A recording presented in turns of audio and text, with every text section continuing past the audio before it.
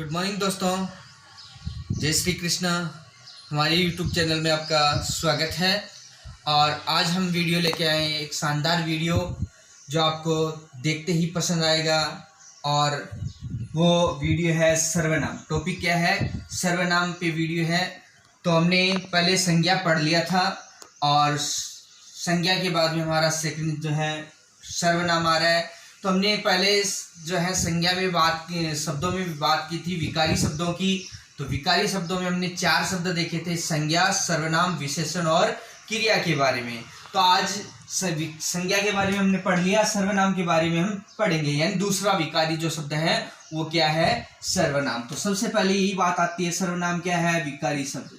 सर्वनाम एक विकारी शब्द है, एक विकारी शब्द है। सर्वनाम के जो शब्द आते हैं वो क्या है? विकारी शब्द हम उनको कह सकते हैं। वो क्या है? एक विकारी शब्द है। अब आती है बात इसमें सर्वनाम का शाब्दिक अर्थ क्या होता है, उसकी परिभाषा क्या है, उनके भेद कितने, उनके बारे में हम पढ़ेंगे। तो सबसे पहले हम बात करते हैं सर्वनाम के जो है शाब्दिक अर्थ का। उसका अर्थ क्या निकलता है? तो अर्थ निकलता है, देखो, सर्वनाम जो शब्द है इसका अलग अलग करेंगे तो शब्द बनेगा सर्व प्लस नाम। सर्व प्लस नाम। सर्व का मतलब है सबका। सर्व का मतलब क्या हो गया? सबका। प्लस जो नाम का अर्थ क्या होगा? नाम, यानी सबका नाम। यानी ऐसे जो भी वस्तुएं हैं, जो भी स्थान है, जो भी व्यक्ति हैं, उनका अगर नाम आए, सबका नाम क्या है? सर्वनाम है। तो हम इसको संज्ञा के तौर पे हम समझेंगे। हमने संज्ञा पढ़ा था पहले, संज्ञा के दोनों की तुलना करके हम पढ़ेंगे, क्योंकि हम पढ़ते हैं संज्ञा को अलग पढ़ते हैं और सर्वनाम को अलग पढ़ते हैं। तो दोनों को तुलना करके साथ पढ़ेंगे तो जो है अच्छी तरह से समझ में आएगा आपको। तो संज्ञा में हमने पढ़ा था कि संज्ञा का हमने सम प्लस इसका ज्ञा अलग किया था शब्दों को, और इसका जो है शाब्दिक अर्थ निकाला था सम्यक ज्ञान। सम्यक ज्ञान। अगर इसका अर्थ और लें तो इसमें हो जाता है सब नाम। इसका अर्थ संज्ञा का एक और निकलता है सब नाम, और यहाँ सर्वनाम का निकलता है अर्थ सबका नाम। दोनों में देखो फर्क है, केवल का जो है फर्क आ रहा है। लेकिन अब इस फर्क को हम देखेंगे किस प्रकार से यह जो है इनको समझेंगे। तो हम देखो उदाहरण लेते हैं। संज्ञा में हमने पढ़ा था किसी व्यक्ति का नाम। व्यक्ति, वस्तु, स्थान और भाव, इन 4 के बारे में हमने पढ़ा था कि अगर व्यक्ति का नाम हो, वस्तु का नाम, स्थान हो और भाव हो तो वहाँ क्या होती है? संज्ञा होती है। तो जहाँ हम अभी बैठे हैं, मान लो जैसे हम कई रूम में हैं, मकान में, कमरे में हैं, तो कमरे में चारों तरफ हमारे क्या है? दीवार है, पंखा है, फर्श है, खिड़की है, दरवाजा है, ये चारों तरफ हमारे पास है। तो उनके नाम, सभी के नाम को हम क्या कहेंगे? संज्ञा कहते हैं। उनके सभी के नाम को हम क्या कहते हैं? संज्ञा कहते हैं। तो चलो जैसे हम देखते हैं, आज हम मान लो दीवार है हमारे पास, ये हमारे सामने दीवार है, फर्श है, मान लो हमारे हाथ में मोबाइल है, हमारे हाथ में पुस्तक है, पेन है। तो मान लो ये चीज़ें हमारे पास में हैं। अगर हमारे पास में ये चीज़ें हैं तो इसको हम, इन सबको हम क्या नाम देते हैं? संज्ञा देते हैं। सबका इनकी क्या है? हर की संज्ञा है। लेकिन मैं कहूँ कि इनके स्थान पे हमें जो है इनको शब्द प्रयुक्त करना है। अगर इन्हीं को बार बार हम लिखें तो जो है वाक्य क्या होता है? नीरस हो जाता है। वाक्य क्या हो जाता है? नीरस हो जाता है। तो अगर हमें दीवार है, इसके लिए मैं यह शब्द ले लूँ, मान लो मैंने लिख दिया दीवार, ये है। फर्श के लिए एक शब्द ले लिया, ये है। मोबाइल के लिए ये है, पुस्तक ये है, और पेन ये है। मैंने क्या कर लिया? इन सभी शब्दों के लिए एक शब्द ले लिया। सभी शब्दों के लिए क्या लिया? एक शब्द लिया। और कौन सा लिया? यह शब्द लिया। तो अगर हम देखें कि सबका नाम, ये तो क्या है? सभी के नाम है।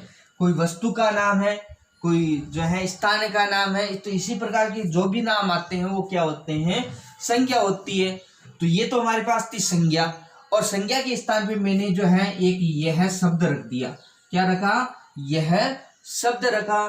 तो यह शब्द ये क्या कहलाएगा, तो ये था, इन सब के लिए मैंने एक ही नाम प्रयोग किया, इन सब के लिए क्या किया है, एक ही शब्द का प्रयोग किया है। तो एक ही शब्द का प्रयोग किया है तो ये क्या होंगे, संज्ञा होगी। क्यों, क्योंकि सबका नाम यानी क्या है, सबका नाम यानी सबका समान नाम दे देना। तो मैंने जो है 5 शब्द लिए और सबके लिए मैंने समान नाम दे दिया, वो क्या था, ये है, यानी सबका नाम एक ही नाम दे दिया, वो क्या है, सर्वनाम। तो अगर हम इसकी, ये तो था हमारा शाब्दिक अर्थ। अगर परिभाषा देखें, परिभाषा निकालें, तो हमने ये समझा, तो इसी की हम परिभाषा निकालते हैं कि वे विकारी शब्द, क्या निकलेगा, वे सर्वनाम विकारी शब्द, तो वे विकारी शब्द जो संज्ञा के स्थान पर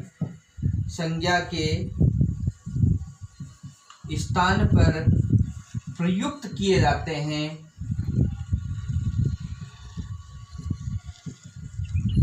वे सर्वनाम कहलाते हैं, वे सर्वनाम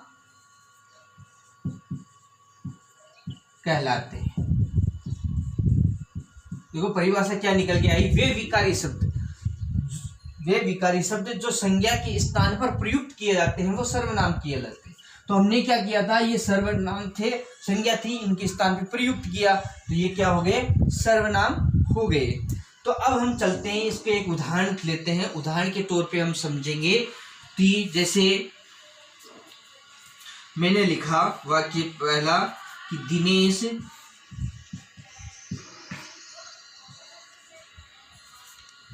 अध्यापक है, दिनेश अध्यापक है। दूसरा मैंने लिख दिया दिनेश साहसी है, दिनेश ईमानदार है, दिनेश दयालु है। तो हमने देखो वाक्य लिखे हैं, दिनेश अध्यापक है, दिनेश साहसी है, दिनेश ईमानदार है, दिनेश दयालु है। अगर हम इस वाक्य को हम बार बार पढ़ रहे हैं तो ये क्या हो जाते हैं, वाक्य नीरस हो जाते हैं, क्योंकि बार बार इस जो है संज्ञा का प्रयोग हो रहा है, नीरस हो रहा है, इसमें इस वाक्य की कोई उपयोगिता नहीं रहती है। तो इस उपयोगिता को बढ़ाने के लिए जो है व्याकरण बनाने वाले लोगों ने क्या किया, इसका प्रयोग इसके स्थान पे सर्वनाम को प्रयोग किया गया, सर्वनाम का प्रयोग किया गया। तो मैं यहाँ दिनेश की जगह, एक तो दिनेश अध्यापक है, अगला मैं वाक्य लिख लो, इन दिनेश की तीनों जगह मैं क्या लिख दूं, यह साहसी है, यह ईमानदार है, यह दयालु है, या वह ईमानदार है, वह ईमानदार है, वह दयालु है, वह साहसी है। तो ये क्या हो गए, एक जो है अलग वाक्य बन के आ गए। तो हमने इस संज्ञा के स्थान पे क्या किया, सर्वनाम का प्रयोग किया। तो संज्ञा के स्थान पर प्रयुक्त होने वाले शब्द क्या कहलाए, सर्वनाम कहलाए। तो ये वह क्या हो गया, सर्वनाम हो गया। आते हैं कि सर्वनाम के भेद क्या क्या होते हैं, कितने भेद होते हैं, उन भेदों को हम जानते हैं। तो सर्वनाम के भेदों के हम नाम देखते हैं। तो सर्वनाम के कितने भेद होते हैं, 6। हाँ, तो सर्वनाम के कितने, 6 भेद होते हैं। सर्वनाम के 6 भेद हैं, उन 6 भेदों को हम पढ़ेंगे। तो सर्वनाम के 6 भेद, पहला आता है आपके पुरुषवाचक सर्वनाम, सेकंड निश्चयवाचक सर्वनाम, थर्ड है अनिश्चयवाचक सर्वनाम, फोर्थ प्रश्नवाचक सर्वनाम, फिफ्थ संबंधवाचक सर्वनाम, और 6 नंबर है निजवाचक सर्वनाम। इन सर्वनाम के बारे में हम पढ़ेंगे कि सर्वनाम भी कौन कौन से सर्वनाम है, कौन सा पुरुषवाचक सर्वनाम में आता है, कौन सा निश्चयवाचक में, कौन सा अनिश्चयवाचक में, इसके बारे में हम डिटेल से पढ़ेंगे। तो हम चर्चा करते हैं पहले कि हमारा फर्स्ट सर्वनाम है पुरुषवाचक सर्वनाम। तो पुरुषवाचक सर्वनाम पे हम चर्चा करेंगे, पुरुषवाचक सर्वनाम क्या होता है। तो पुरुषवाचक सर्वनाम की अगर परिभाषा देखें तो परिभाषाओं में आता है कि वे वाक्य जिसमें तीनों पुरुष मौजूद हो, वे वाक्य जिनमें तीनों पुरुष मौजूद हो, वो क्या कहलाते हैं, पुरुषवाचक सर्वनाम कहलाते हैं। तो ऐसे वाक्य जिसमें तीनों पुरुष आते हैं वह पुरुषवाचक सर्वनाम कहलाते हैं। तो चलो हम लेते हैं, पहले पुरुषवाचक को 3 भागों में बांटा गया है। पुरुषवाचक को भी 3 भागों में बांटा है। तो 3 भाग कौन कौन से हैं, तो हम चर्चा करते हैं कि पहला आता है आपके, मैंने लिख दिया कहने वाला,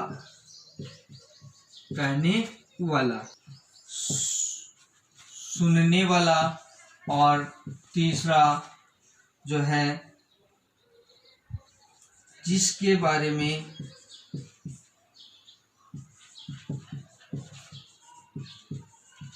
बात करें, यानी जिसके बारे में हम बात करते हैं, कोई अन्य व्यक्ति जो है हमसे दूर है या हमारे पास में है, हम दो न तो सुनने वाला और कहने वाला, इन दोनों के अलावा कोई है, उसके बारे में हम बात करें।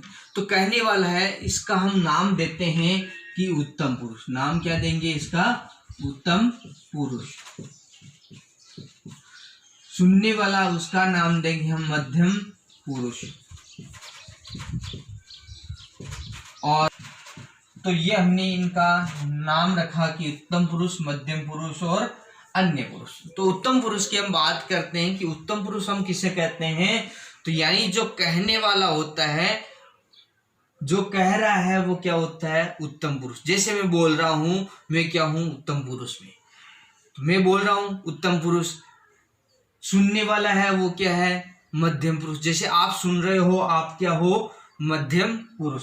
जिसके बारे में बात करें, यानी कोई अन्य व्यक्ति जिसके बारे में मैं कह रहा हूं, आप सुन रहे हो, और किसी दूसरे के बारे में हम बात कर रहे हैं, वो क्या होगा, अन्य पुरुष।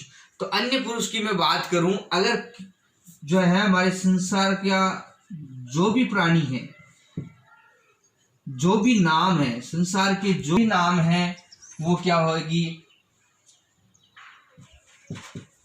तो संसार के जो भी नाम है वो किस में आएंगे, अन्य पुरुष में आते हैं। अगर किसी भी व्यक्ति का हम नाम लेंगे तो वो नाम किस में आएंगे, अन्य पुरुष में आते हैं। तो अगर हम कहते हैं कहने वाला जो है उत्तम पुरुष है, अब उत्तम पुरुष के लिए हम सर्वनाम कौन सा प्रयोग करें, तो वो हम देखते हैं सर्वनाम कौन सा प्रयोग करेंगे। तो चलो यहाँ से देखते हैं हम। तो सर्वनाम का हम प्रयोग करें कहने वाला। तो कहने वाले के लिए, जैसे मैं कह रहा हूं, तो मेरे लिए प्रयोग क्या करेंगे, मैं। यहाँ कहने वाले के लिए प्रयोग क्या करेंगे, मैं कर लिया। अगर इसका हम बहुवचन बनाएं तो बहुवचन हम क्या बनाएंगे, जैसे मैं कह रहा हूं और मेरे साथ जो है और भी व्यक्ति हैं, जैसे आप भी बोल रहे हो साथ में, तो हम उनको नाम क्या देंगे, हम।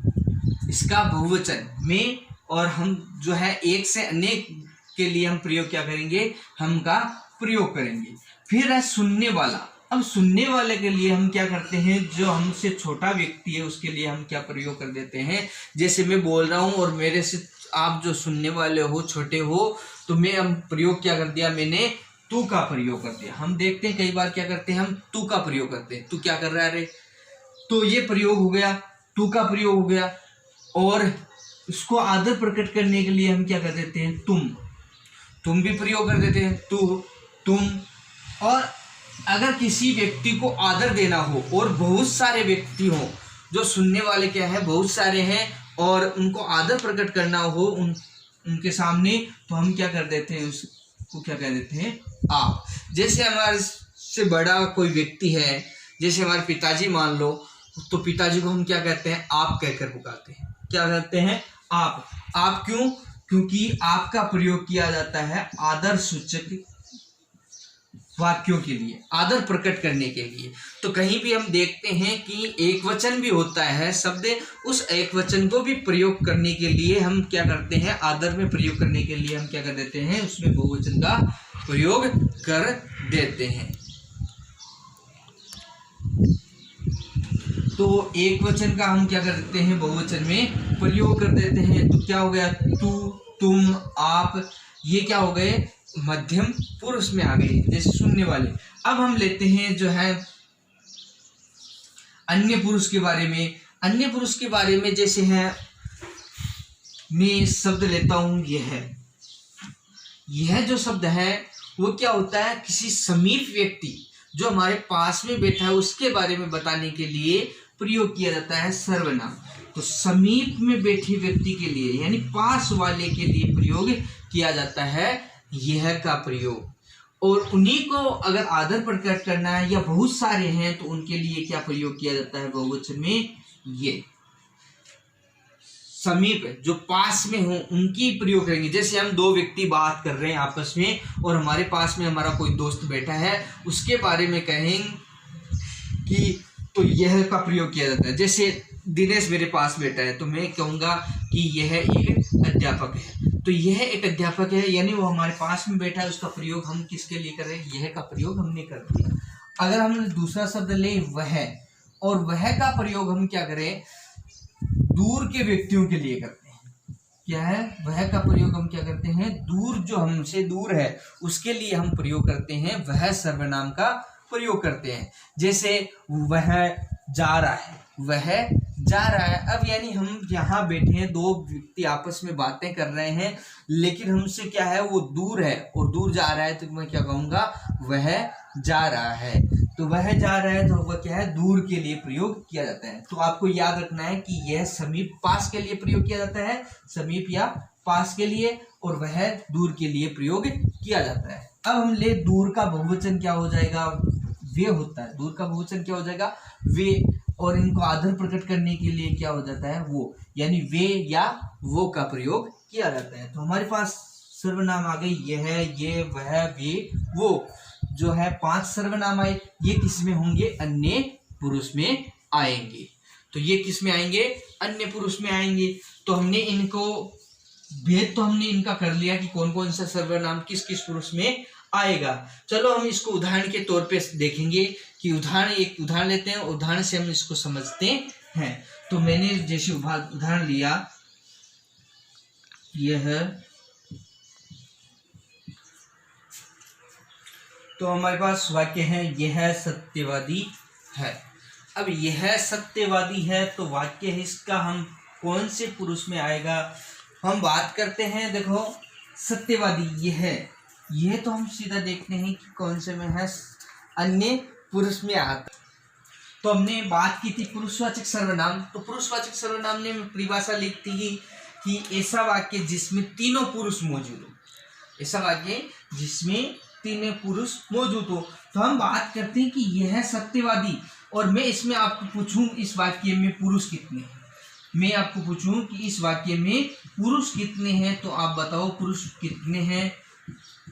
तो हम चर्चा करते हैं कि पुरुष कितने। इस वाक्य में पुरुष हमें क्या दिखाई दे रहा है, एक ही जो सर्वनाम दिखा दे रहा है, यानी एक सर्वनाम दिखा दे रहा है। कौन सा पुरुष दिखाई दे रहा है, केवल अन्य पुरुष दिखाई दे रहा है। लेकिन हम इसमें मैं कहता हूं कि कितने पुरुष है, 3 पुरुष है। इस वाक्य में कितने पुरुष है, 3 पुरुष है।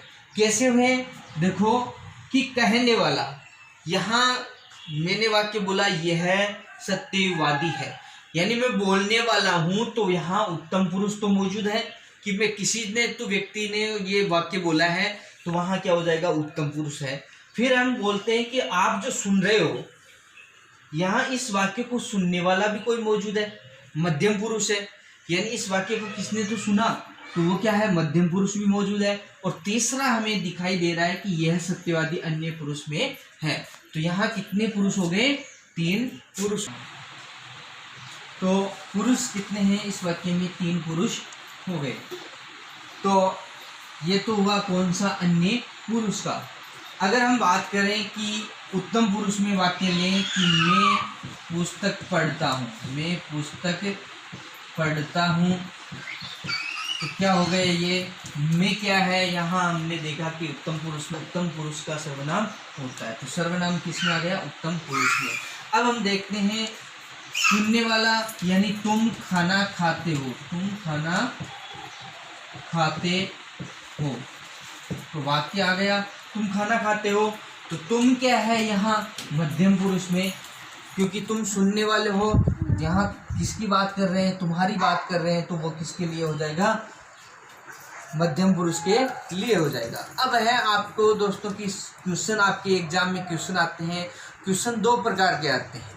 अगर क्वेश्चन आपको पूछा जाए कि इस वाक्य में कौन सा सर्वनाम है, इस वाक्य में कौन सा सर्वनाम है, तो कौन सा सर्वनाम है, तो सीधा हमें पास कौन सा है, सर्वनाम का नाम आ जाएगा कौन सा, पुरुषवाचक। कौन सा है, पुरुषवाचक। अगर वाक्य है सीधा और कौन सा सर्वनाम लिखा हुआ हो तो कौन सा आ जाएगा, पुरुषवाचक।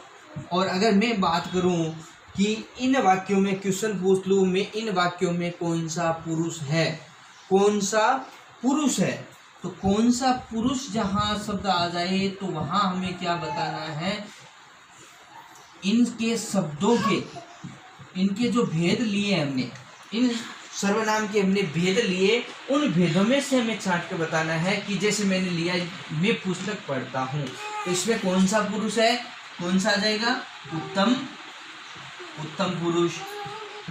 अगर मैं दूसरा वाक्य लूँ तो वाक्य रहते तुम खाना खाते हो, तो अगर इसमें पुरुष पूछा जाए तो पुरुष कौन सा हो जाएगा, यानी तुम जो है हमने यहाँ पढ़ा था तू, तुम, आप, तो कौन सा है, मध्यम पुरुष का। तो इसमें पुरुष पूछा जाए तो कौन सा हो जाएगा, मध्यम पुरुष। यानी क्वेश्चन दो प्रकार से हो गए। एक तो इसमें इस वाक्य में कौन सा सर्वनाम है, तो सीधा हमारे पास आंसर आएगा पुरुषवाचक सर्वनाम। और अगर पूछा जाए इस वाक्य में कौन सा पुरुष है, तो पुरुष कौन सा हो जाएगा, इसमें उत्तम पुरुष, मध्यम पुरुष या अन्य पुरुष, इन तीनों में से इनका आंसर हो जाएगा। तो आपको इन तीनों में से पहचानना है। तो ये हमने उदाहरण लेकर इस सर्वनाम के बारे में हमने चर्चा कर ली। तो आज के लिए इतना ही। अगले जो भेद हैं वो हम अगले वीडियो में लेके आएंगे और शानदार ट्रिक के साथ आपको समझाएंगे। अच्छी तरह से आपको याद नहीं करना है। ये सर्वनाम व्याकरण के ऐसे टॉपिक है, हिंदी व्याकरण कहीं भी आएंगे तो संज्ञा, सर्वनाम, ये ऐसे टॉपिक है जो सभी आपके एग्जामों में आते हैं। तो आपको समझना है, केवल समझ के ही इसको पढ़ना है, रटना नहीं है, क्योंकि क्वेश्चन जो है इनकी परिभाषाओं से आपके एग्जाम में नहीं आते। इनको आपको रटना नहीं, केवल इनको समझना है। तो चलो मैं आपको कुछ वाक्य देता हूँ, इनमें आपको घर बैठ के देखना है कि इन वाक्यों में कौन सा सर्वनाम है और सर्वनाम को पहचानना है। तो वाक्य लिखता हूँ, कुछ वाक्य आपको देखने हैं।